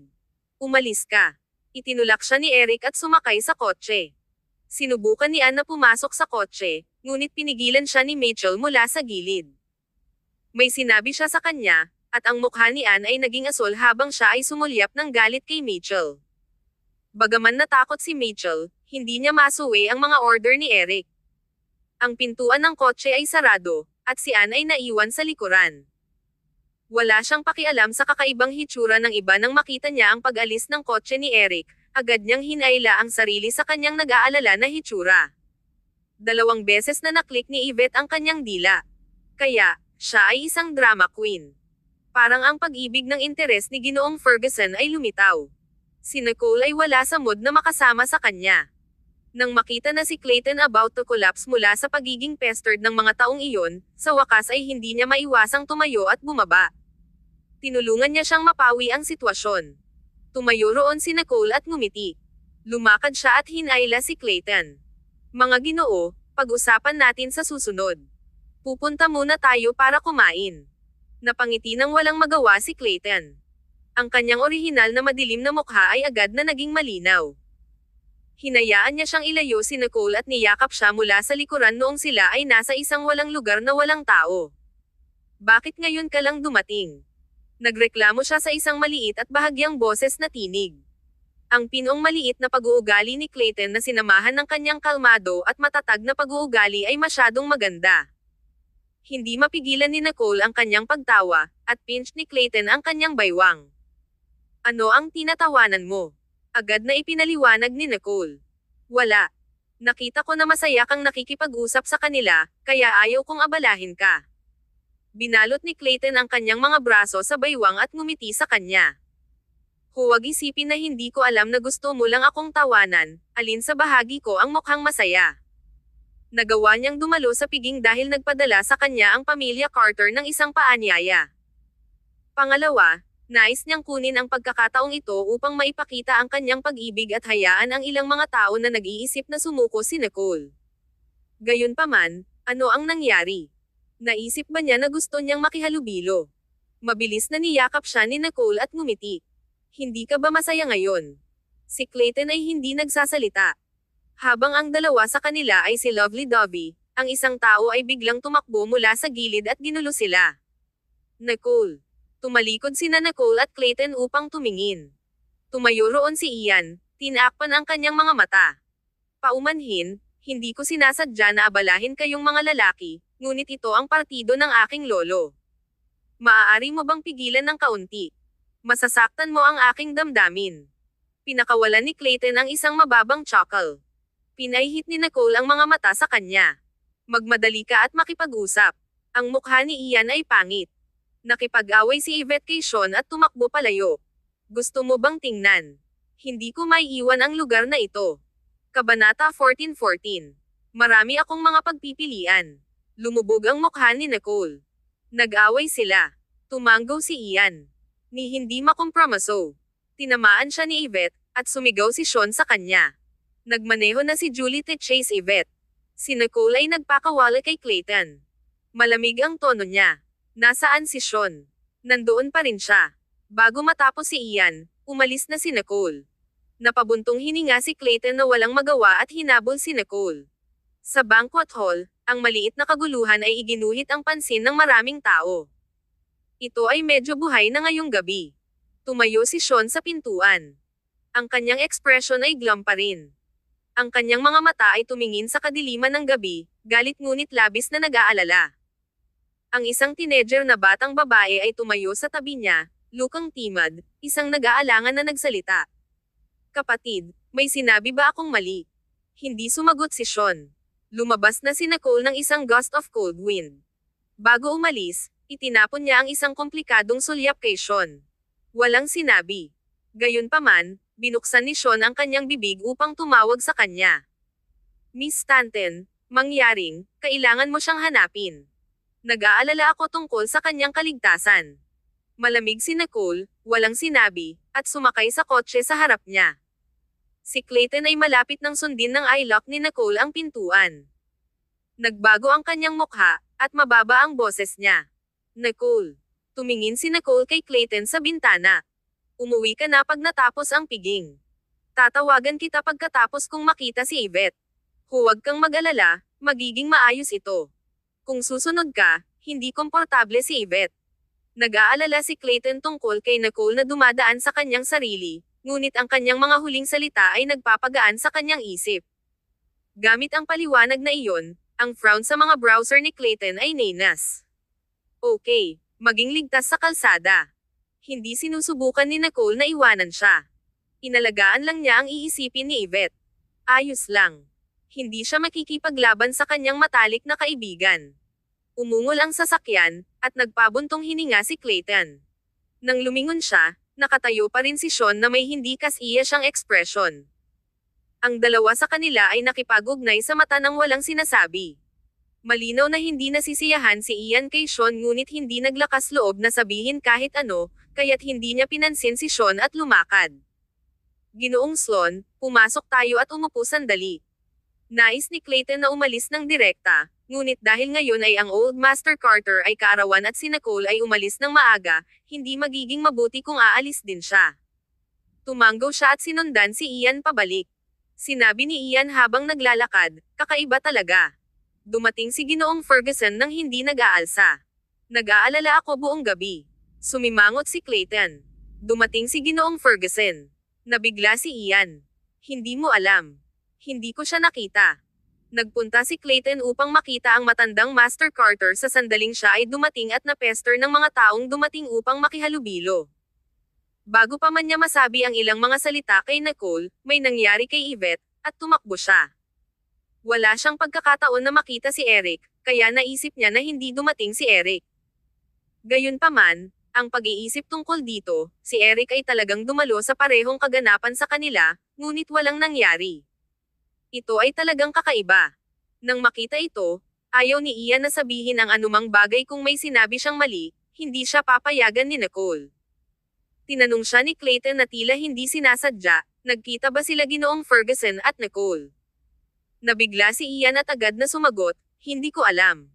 Tiningnan siya ni Clayton na may hindi malinaw na ngiti at napansin kung paano tumingin si Ian. Talaga. Ito ay isang kahihiyan kung hindi sila nagkita.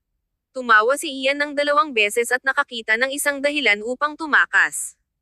Tinawag ni Nicole si Yvette ngunit hindi sumasagot, kaya tinawag niya si Julie. Kumuha si Julie pagkatapos ng ilang ring. Nag-aalala ang tono niya. Pupunta ako pagkatapos ni Yvette sa Central Street. Mukhang babalik siya sa kanyang apartment, ngunit mabilis siyang nagmamaneho. Halos hindi ako makahabol. Kabanata 14-15. Isang walang kabuluhang simula. Nicole calm down at hindi sinasadya na naapakan sa pedal ng gas, na nakakakuha ng bilis. Huwag kang mag-alala, pupunta ako doon. Siguraduhin lamang naligtas siya. Si Julie ay nagsabi ng ilang mga salita at mabilis na nag-hang up. Hindi siya maaaring magambala. Madaling lumingon si Nicole sa sulok at pumili ng isang eskinita upang kumuha ng isang shortcut. Wala pang 15 minuto, dumating si Nicole sa hagdan sa bahay ni Yvette. Ito ang apartment kung saan siya nakatira kasama si Sean. Tumingin si Nicole sa itaas. Wala pa siya dapat dito. Sa pagtingin sa oras, si Nicole ay malapit nang magpadala ng isang mensahe kay Clayton nang ang 2 kotse ay nagmaneho in one after another. Ito ay isang tahimik at upscale na kapitbahayan, at halos lahat ng mga ito ay mga hiwalay na mga gusali. Kaya, hindi napansin ng iba kung ano ang nangyayari dito. Hindi nagtagal ay lumabas si Yvette sa kotse sa isang galit at malapit nang tumakbo. Nagmadali na lumabas si Nicole at pinigilan siya. Yvette. Nagyelo si Yvette at tumingin sa kanya. Bakit ka nandito? Walang magawa si Nicole. Parang hindi siya nakita ni Yvette. Nahuli si Julie mula sa likuran, panteng. Nandito din ako. Narinig ni Yvette ang paggalaw at ang kanyang mata ay agad na naging pula, ngunit sinubukan niya ang kanyang pinakamahusay na pigilan. Pinagalaw niya ang labi niya ngunit walang sinabi. Pagkatapos, ginamit niya ang kanyang mga fingerprint at binuksan ang pintuan. Halika. Nagpalitan ng sulyap sina Nicole at Julie bago pumasok. Maingat na tiningnan ni Julie si Yvette, nais na sabihin ng isang bagay ngunit hindi alam kung paano magsisimula. Binigyan niya ng tingin si Nicole, at first ni Nicole ang kanyang mga labi. Miss Quimby, bakit bigla kang nagalit? Nang lumabas ako, sinabi pa sa akin ni Sean na alagaan ka. Nag-aalala siya na may mangyayari sa iyo. Sa pagbanggit ng pangalan ni Sean, si Yvette bristled, at ang kanyang mga mata ay namula. Huwag mo siyang banggitin sa akin. Siya ay isang scumbag lamang. Gusto kong makipaghiwalay sa kanya. Bulag talaga ako na makasama siya. Buhuhu. Sa huli, biglang tinakpan ni Yvette ang kanyang mukha, squatted down, at sumigaw. Sina Nicole at Julie ay tumingin sa kanya na walang magawa. Umiling-iling si Julie. Hindi mo ba sinabi na mas gusto mo siya ng higit pa noon? Sinadya mo ring tinawag siya upang batiin kami. Mabilis na nagbago ang iyong kalooban. Masyado siyang mahusay sa pag-arte. Ang kanyang puso ay napakalaki, kaya maaari niyang pagkasyahin ang lahat sa ito. Talagang niloko ako niya. Nag-choke si Yvette. Pinunasan niya ang mukha niya at tumayo. Kalimutan mo ito. Ano ang point ng sinasabi ng sobra? Gusto kong mag-pack ng aking mga gamit. Pagkatapos, nagpunta si Yvette sa silid tulugan at kinuha ang kanyang malita. Sumimangot si Nicole. Seryoso ka ba? Tumugon si Yvette at nagngangalit. Ang lugar na ito ay orihinal na binili niya. Sinabi niya na para sa akin, ngunit hindi ko kailangan ng bahay mula sa kanya. Si Yvette ay nagsalita ng walang tigil habang gumagalaw ng hindi tumitigil upang maimpake ang kanyang mga bagay. Okay, ngunit huwag kang ikinalulungkot. Tutulungan ka naming mag-pack up. Inilunsad ni Julie ang kanyang mga manggas at nagsimulang mag-pack. Hindi nila tinanong si Yvette. Kung ikinalulungkot ito ni Yvette o hindi, hindi nila pinapayuhan si Yvette na magdala nito. Hindi na kailangang magtiis sa isang tulad ni Sean. Hindi rin nila siya gusto. Siya ay masyadong reticent, kaya they couldn't see through him. Kung si Yvette ay kasama niya, siya ay niloloko lamang niya. Kapag sinalungat siya ng ina ni Yvette at si Sean na magkasama, hindi ito walang dahilan. Yvette liked upang maglaro sa paligid, kaya sinimulan niya ang relasyon na ito ng walang kabuluhan at walang gaanong pag-asa para dito. Sa simula, maaari itong masira sa anumang sandali. Gayunpaman, kalaunan, si Yvette ay nahulog ng mas malalim sa pag-ibig kay Sean. Nang malaman niya na may pamilya si Sean, mayroon silang unang hindi pagkakasundo at estrangement. Agad na pinutol ni Yvette ang relasyon at hindi pinayagan ang kanyang sarili na makulong sa isang moral na dilema. Gayunpaman, kailangan niyang aminin na ang mga damdamin na binuo niya para kay Sean ay hindi maaaring baliwalain. Kabanata 14:16. Gupitin mo siya. Pagkatapos, Sean divorced at bumalik kay Chase Yvette muli, na lumilikha ng maraming mga pagkakataon hanggang sa they got back together. Alam ni Yvette na ang ilan sa mga bagay ay sadyang binalak ni Sean. Gayunpaman, nagpanggap si Yvette na hindi alam. Handa siyang bigyan ng pagkakataon si Sean, ngunit ayaw niyang mag-married. Ang kanyang nakaraang pag-aasawa ay tila isang hindi masabi na bawal sa kanya. Hindi nagpakasal si Yvette, hindi nakisali sa kanyang pamilya, at hindi nagtanong tungkol sa kanyang negosyo at mga kaibigan. Para bang magkasama sila para sa kapakanan ng pag-ibig. Orihinal na naisip ni Yvette na maayos ito hanggat masaya sila. Ngayon, napagtanto ni Yvette na may mga bagay na hindi titigil sa pagkakaroon lamang dahil hindi siya nagtanong tungkol sa kanila. Ang kanyang presensya ay isang permanenteng rift. Ang tatlo sa kanila ay nakaimpake. Halos lahat ng mga gamit sa sambahayan ni Yvette ay inalis, kasama na ang kanyang mga pampaganda at bag. Wala talagang natitira. Tiningnan ito ni Nicole. Talagang makakasira ba si Yvette kay Sean? Sa ibaba, sa kotse. Tinanong ni Nicole si Yvette, sa lugar ng iyong ina. O ibang lugar na binili mo. Sinabi ni Yvette, bakit ako pupunta sa aking ina? Para lang sa kanya na masungit ako. Hindi ako makakapunta sa iba pang mga lugar din dahil alam ni Sean ang tungkol sa kanilang lahat. Pumunta tayo sa lugar mo. Itinaas ni Nicole ang kanyang mga browser at itinuro ang sarili. Ang lugar ko. Tumango si Yvette. Hindi siya maglakas loob na gumawa ng anuman kung kasama kita. Pumunta tayo sa iyong apartment ngayon. Walang magawa si Nicole. Okay. Umupo si Yvette. Huwag kang mag-alala, kapag lubusang pinutol ko siya, babalik ako sa aking sariling lugar. Hindi kita masyadong maaabala sa iyo ng masyadong mahaba. Sinabi ni Nicole, manatili hanggat gusto mo. Kung nais mo talagang putulin siya, tiyaking gawin ito ng lubusan. Kung hindi mo nais na putulin siya at hindi lamang magagalit, mag-iwan ng ilang leeway para sa kanya upang ang magkabilang panig ay hindi masyadong mukhang masama. Gritted ni Yvette ang kanyang ngipin. Seryoso ako. Walang maaaring subukan na kuskusin ang buhangin sa aking mga mata. Sino sa palagay niya? Tumingin sa kanya si Nicole. Si Yvette ay emosyonal pa rin ngayon, kaya hindi siya nagpatuloy na magtanong. Sa lugar ni Nicole, tinulungan sila ni Julie na lumipat. Mayroong 2 palapag sa bahay ni Nicole, at ito ay simple at maluwang, na may komportableng estilo, hindi ito kulang sa anumang mga silid. Pinili ni Yvette ang isang silid na gusto niya at pumasok, nagsisimula ng seryoso. Nagpalitan ng sulyap sina Nicole at Julie at pinanood siyang maglinis. Makalipas ang ilang sandali, hindi nila narinig ang anumang kilusan sa loob at nagpunta upang tumingin. Si Yvette ay nag-squatting sa sahig, tahimik na umiiyak habang nanginginig ang kanyang balikat. Ang mga emosyon na pinigilan niya para sa isang gabi sa wakas ay hindi maiwasang sumabog sa sandaling iyon. Hindi pa nila nakita si Yvette sa sobrang sakit dati.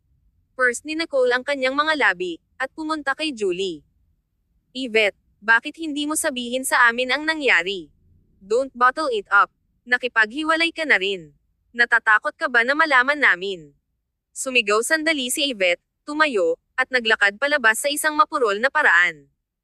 Mayroon bang booze? Binuksan ni Nicole ang gabinete ng alak na napuno ng lahat ng uri ng alak, kanluran at silangan, pula at puti. Ang iba't ibang mga tanyag na alak sa mundo ay inilatag doon. Natigilan si Julie at naramdaman na lumabo ang kanyang mga mata. Akala ko walang laman ang gabinete ng alak na ito. Nicole smirked. How could that be? My third brother said that a certain someone told him to drink in moderation, so he deliberately hid all his good wine in my place. Hindi nagsalita si Julie. Fine.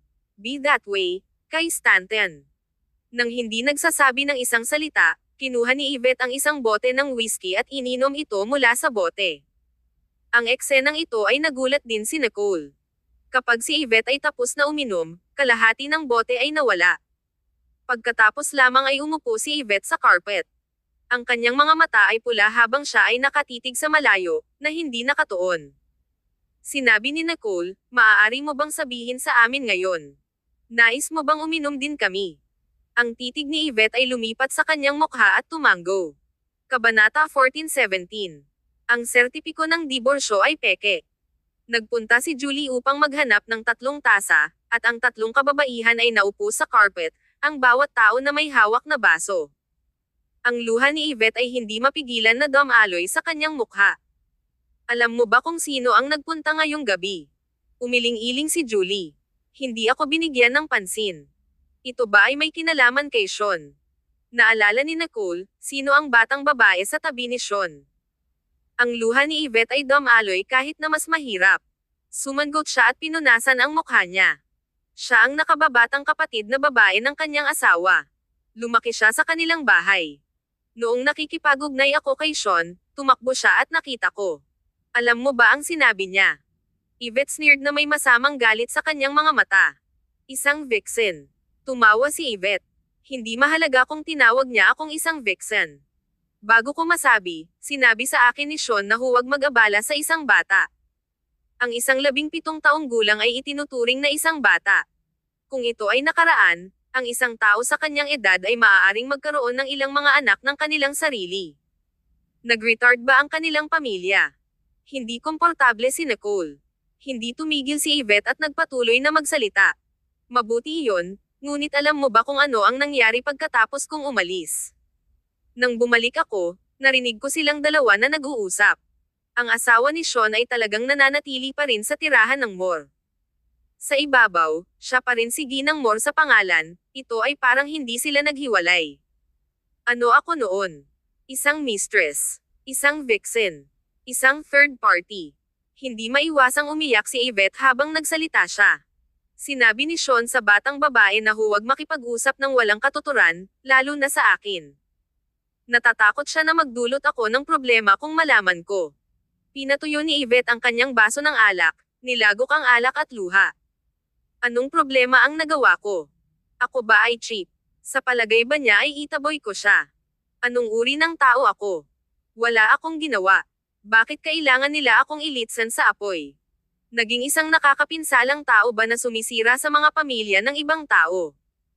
Malinaw na sinabi ni Sean na siya ay diborsyado at bumalik na humiling sa akin na makipagkasundo. Tumahimik sina Nicole at Julie habang nakikinig sila. Ang kabutihang loob na mayroon sila patungo kay Sean ay nawala ng lubusan. Kung maaari nilang matiis ang pagkakaroon ni Sean sa nakaraan, pagkatapos marinig ang tungkol dito, walang pasubali na walang silid para sa pagpapaubaya kahit kailan. Si Sean ay ang pinakamasama sa mga scumbags. Si Yvette ay sobrang lasing na ang kanyang imahe ay ganap na nawala. Kung gayon, hindi ko mapigilan at pumunta sa kanila, ngunit pinipilit pa ni Sean ang mga maling argumento sa aking lalamunan. Hindi ko talaga mapigilan at sinampal siya. Dapat lang siyang mamatay. Tumanggaw si Julie. Ang isang taong katulad niya ay dapat mamatay na malayo sa iyo. Sinabi ni Nicole, hindi nakakagulat na bumalik ka ng labis. Yvette, kailangan mong mag-isip ng malinaw. Ito na ang pangalawang beses na isang sitwasyon na tulad nito ang nangyari sa pagitan ninyong dalawa dahil sa kanyang kasal. Huwag ulitin ang parehong pagkakamali. Kung determinado ka, gumawa ng isang desisyon ng maaga at huwag ay drag ang iyong mga paa. Ang mas mahabang oras ay lumipas, mas natupok nito ang lakas ng loob at damdamin ng bawat isa. Kahit na siya ay nagtataglay ng galit, ito ay magiging isang hindi maiwasang bukol sa hinaharap. Ito ay isang bukol na laging naruroon at maging sanhi ng sakit sa pag-iisip lamang nito. Sumigaw si Julie sa mga gilid. Oo, tama si Nicole. Kailangan mong gumawa ng iyong isip ng maaga. Mas maaga pa. Hindi namin kailanman naging masigasig tungkol kay Sean sa una. Ang kapangyarihan ng kanyang asawa. Sinabi ni Nicole, ito ang kanyang dating asawa. Yvette sneered. Ito ang kanyang asawa. Siguro ang sertipiko ng diborsyo ay peke. Kabanata 14:18. Sabihin mo sa kanya na umalis. Nag-ungol si Yvette at sinumpa ng mahabang panahon, pagmumura kay Sean hanggang sa kanyang mga ninuno nang hindi tumitigil. Ilang beses nang tumunog ang telepono ni Nicole bago niya ito narinig. Kinuha niya ito habang bahagyang tipsy. Hello. Umiinom ka ba? Agad na narinig ni Clayton na may mali. May isang bagay na may tono ni Nicole. Dapat uminom siya. Si Nicole. Ang malumanay na tinig ni Clayton ay mababa at malabo. Saan ka umiinom? Kasama mo ba si Miss Quimby? Sinabi ni Nicole, oo, nasa bahay na kami. Sa aking lugar. Bumantong hininga si Clayton, naging banayad ang kanyang tono. Huwag kang uminom ng sobra. Shall I bring some food back for you? Tulad ng malapit nang magsalita si Nicole, inagaw ni Yvette ang kanyang telepono. I'm about to break up at hindi makatayo upang makita ang ibang tao na lovely-dovey. Huwag tumawag sa ibang mga kalalakihan. Pagkatapos, ibinaba ni Yvette ang tawag sa telepono. Uminom si Nicole, at ang kanyang utak ay maikli ang circuit.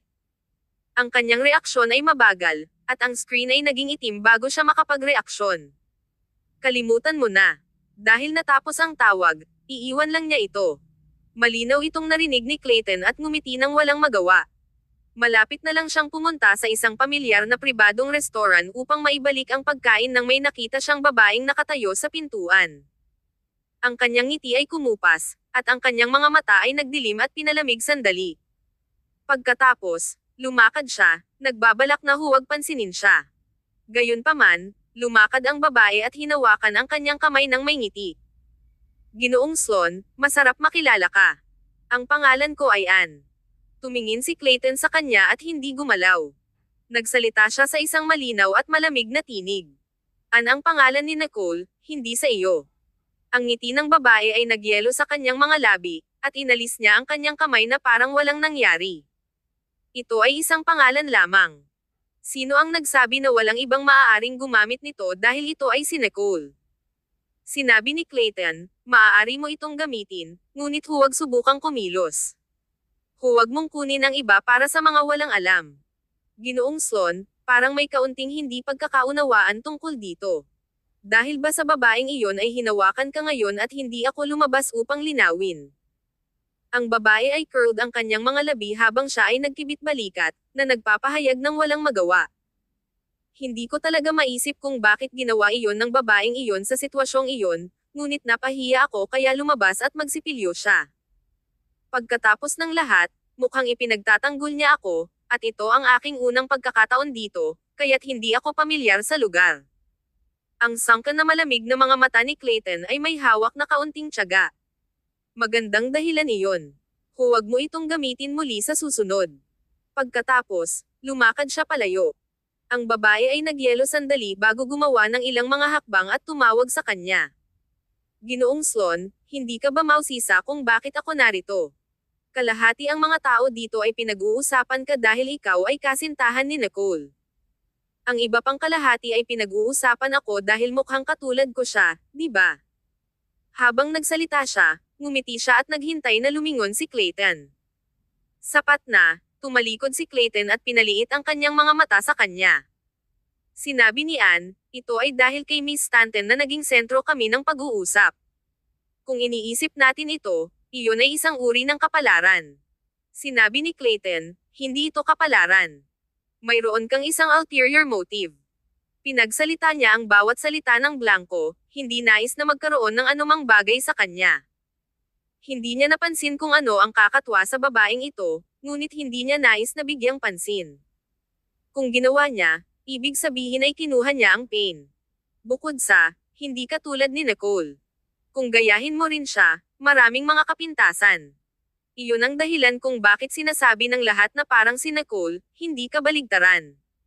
Malalim at malamig ang tinig ni Clayton. Hindi niya ipinakita ang anumang paggalang kay Anne. Ang mukha ni Anne ay tumigas ng bahagya. Ngumiti siya na parang walang nangyari. Ginoong Sloan, anong hindi pagkakaunawaan ang mayroon ka tungkol sa akin? Narinig ko na malawak ang pag-iisip mo at magaling sa mga tao, kaya bakit ka nagalit sa akin? Nag-isip si Clayton ng ilang segundo bago tumawa. Saan mo narinig ang biro na iyon? Kabanata 14:19. Pribadong pakikitungo. Si Clayton ay sumigaw sa kanyang puso. Ang mga mabubuting salita tungkol sa kanya ay dahil maaari niyang ipakita ang isang bahagi ng kanyang sarili na nais niyang makita ng iba. Hindi niya sinabi ang mga salitang iyon mismo, kaya hindi niya ito aaminin. Ang ngiti ni Anne ay naging ganap na pilit. Tumingin siya sa kanya ng malamig na titig. Fine, pagkatapos ay makarating ako sa punto. Ginoong Sloan, bakit hindi tayo gumawa ng deal? Tahimik na tiningnan siya ni Clayton. Sa bahay ni Nicole. Si Yvette ay uminom ng tasa pagkatapos ng isa pa, pagmumura habang umiinom at pinalabas ang lahat ng kanyang aggression at sama ng loob. Nang uminom siya hanggang sa pagsusuka, tinulungan siya ni Nicole at Julie sa banyo upang hugasan, pagkatapos ay dinala siya sa kama upang magpahinga. Ang dalawa sa kanila ay uminom din ng marami, ngunit hindi bababa sa sila ay may malay pa rin. Tumingin si Julie sa oras. Ito ay halos 10:00 ng gabi. Kailangan kong umuwi. Hinawakan ni Nicole ang kanyang noo. Huli na ito. Manatili ka lang sa gabi bago umalis. Umiling-iling si Julie, ayaw ko. Pagkatapos, lumakad siya sa mesa upang makuha ang kanyang telepono. Sa pag-on nito, napagtanto niya na ito ay mali. Ito ang telepono ni Yvette. Ibigay ito sa kanya kapag nagising siya. Tumanggaw si Nicole. Bigla, pinaikit ni Julie ang kanyang mga mata at tiningnan ang walang laman na screen. Ipinakita niya ito kay Nicole. Isang buong gabi, ngunit ang taong iyon ay talagang hindi nagbigay kay Yvette ng isang solong tawag. Bumantong hininga si Julie. Ang relasyon ni Yvette ay masyadong magaspang na, ang tao ay hindi nagmamalasakit sa kanya tulad ng naisip niya, di ba? Tumawa si Nicole. Kung nagmamalasakit siya, hindi tayo hahabol sa kanya kundi siya. Nadama ni Julie na may katotohanan sa mga salitang iyon. Inaasahan niya na makalabas si Yvette sa walang bunga na ito sa oras. Kinuha niya ang kanyang bag at pumunta upang ilagay sa kanyang Amerikana. Tumawag si Nicole ng isang tawag sa telepono. Maghintay ng ilang minuto. Ipapadala kita ng driver. Nakainom ka, kaya huwag mong itaboy ang iyong sarili. Tumanggaw si Julie at hindi tumanggi. Makalipas ang ilang sandali, dumating ang driver, at umalis si Julie. Pinilit ni Nicole ang sarili at ibinuhusan si Yvette ng isang tasa ng tubig, inilalagay ito sa mesa sa kama. Plano niyang bumalik at hugasan bago matulog. Pagkatapos lamang niyang hugasan, tumunog ang doorbell. Naisip ito ni Nicole at nagpunta upang buksan ang pintuan. Sapat na, ito ay si Clayton. Pinaikit niya ang kanyang mga mata, medyo lasing. Ang kanyang mukha ay bahagyang flush. Hindi ba nakarehistro ang iyong mga fingerprint? Bakit hindi ka lang pumasok?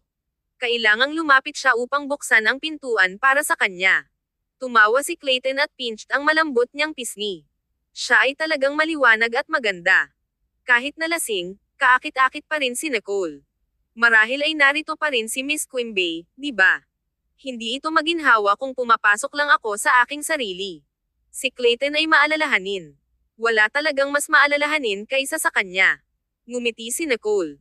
Ang kanyang mga mata ay malabo. Inabot niya at niyakap siya, sumisigaw laban sa kanyang dibdib. Tapos na ba ang pagdiriwang? Gumamit si Clayton ng isang kamay upang hawakan ang kanyang baywang at ang iba pang kamay upang ma-stroke ang kanyang buhok. Ang kanyang tinig ay mababa at raspy, puno ng pagmamahal at lamang. Oo, umalis ako nang ito ay tapos na lahat. Tumawa si Nicole. Sa kabutihang palad, nanatili ka hanggang sa huli. Kung hindi, ang matandang Master Carter ay tatawag at magreklamo sa aking ama. Ngumiti si Clayton at nagbulong sa kanyang tainga. Kung gayon paano mo ako pasasalamatan? Sinimulan niyang itulak ang kanyang swerte. Sumingit si Nicole at hindi sumagot. Tumanggi si Clayton na sumuko at halos bit ang kanyang tainga upang makajol siya. Sumama ka sa akin. Siya ay orihinal na nagbibiro sa isang kapritsyo, ngunit nang makita niya ang kanyang nalilito at magandang mukha, hindi niya mailipat ang kanyang mga paa. Ang kanyang maislan na baywang ay tama sa kanyang mga bisig. Paano siya mananatiling walang malasakit? Bago pa mag-react si Nicole, si Clayton ay hinawakan ang kanyang baywang at bumalik ng ilang hakbang. Pagkatapos, isinara niya ang pintuan sa likuran niya, sumakay sa elevator, at tinatakan ang kanyang bibig ng isang halik. Kabanata 1420. Gusto niya ng mga manipis na waists. Ang serye ng mga paggalaw ay matatas, may kasanayan, at presko. Nakarating na si Nicole sa pintuan ni Clayton bago siya nagreaksyon. Kiniskis niya ang ulo at tiningnan siya ng mga malabo na mata. Clayton, bumalik ka na. Tiningnan siya ni Clayton na may malalim na titig at napahiya. Sure enough, uminom ng sobra si Nicole. Muli na itinapon ni Nicole ang kanyang sarili sa kanyang mga braso at nagbulong. Sumimangot si Clayton. Hindi niya ito narinig dahil ang kanyang boses ay masyadong malambot. Itinaas niya ang kanyang mukha at pinaikit ang kanyang mga mata. Ano ang sinabi mo? Ngumiti si Nicole, napakatalino, at ibinalot ang kanyang mga kamay sa kanyang baywang. Sinabi ko na ang iyong baywang ay talagang payat. Ito ay mas payat kaysa kay Ian at Fabian. Sa isang iglap, ang hangin ay tila nag-freeze ng ilang sandali. Malalim ang mga mata ni Clayton habang nakatingin sa kanya. Ganun ba? Tumanggaw si Nicole. Yup. Ngumisi siya at pinuri siya. Ang size na ito ay mahusay. Gusto ko ng mga slim waists. Madilim at nalubog ang mukha ni Clayton. Doon ay naging isang malaking bagyo sa loob ng kanyang mga mata, isang bagyo na malapit ng walisin ang lahat. Hinawakan niya ang kanyang baywang kahit na mas magaan sa kanyang mga bisig.